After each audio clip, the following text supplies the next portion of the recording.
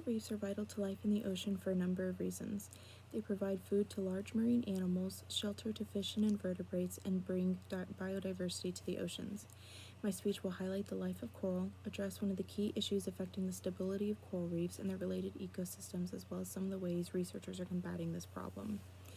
Coral reefs are formed when polyps connect themselves to live rocks on the seaflooring. Polyps are soft-bodied organisms such as jellyfish or anemones. They have a hard protective base made of limestone called a calicle. After they attach, they grow the calicle around their body for protection. They continue growing until they are ready to reproduce, and they can do this two different ways, through asexual or sexual reproduction. During asexual reproduction, a clone is created from the parent. There is no genetic diversity, and diversity is needed for a species to thrive. And during sexual reproduction, the most common is mass spawning, which is when male and female coral release their components into open water. A larva is created, and they will float around the ocean until they are mature enough to stick themselves to a rock. After they stick themselves to a rock, they rely on animals, both big and small, for help. They rely on symbionts living in their cells for food and energy. There are two layers in the cells, the epidermis and the gastrodermis, and the algae live inside the gastrodermis. Coral can be used as protection for the symbionts, and they also provide necessary components needed for photosynthesis. In the Netflix documentary Chasing Coral, Dr. Ruth Gates describes how symbionts collect energy. The thalcaloid membranes inside the chloroplast capture light energy using photosystems and use it to create chemical energy. When it is too warm, photosystems become overwhelmed with the increase in energy and break. They do not operate the same after breaking, but this does not stop photons from coming into the cell, and the energy will build up until it starts turning into reactive oxygen molecules, which damage both the symbiont and the coral. Once the coral realizes the symbionts aren't helping it, it will spit it out, and once this happens, it is known as a coral bleaching. The reef will turn white, showing the skeleton through the now translucent skin. According to the National Oceanic and Atmospheric Administration, without the algae, the coral loses its major source of food, turns white or very pale, and is more susceptible to disease.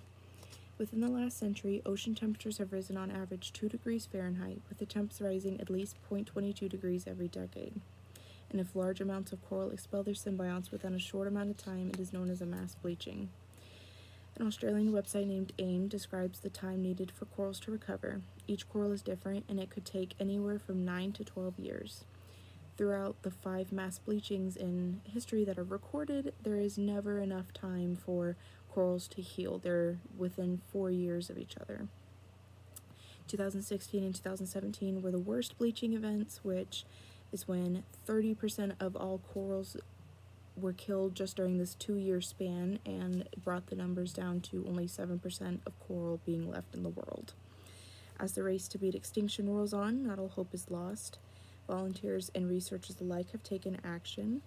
NOAA collects buds from healthy coral and takes it back to a nursery to be raised until it is mature enough to be replanted. Sometimes the nurseries are built in the ocean to create real-time change. At first, these farms were built to speed up recovery time after hurricanes, but now they're being used to combat coral bleaching. On the NOAA website, they state, through years of research and experimenting, we are now able to say this reef's restoration works. With coral nurseries, over 40,000 healthy corals are replanted each year. And now NOAA's goal is to spread their technique with other groups to help reefs all over the world.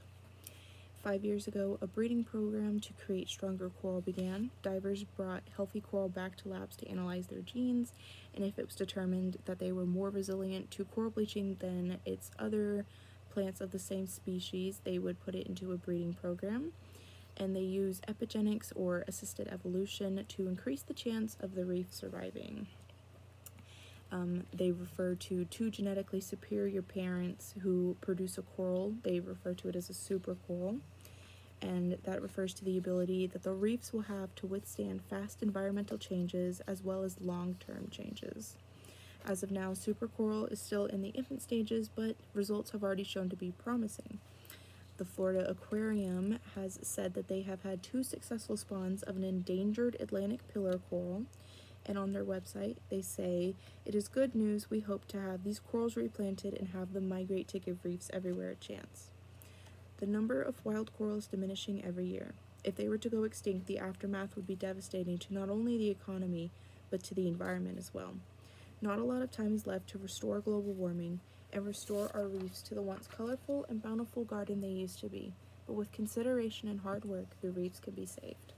Thank you.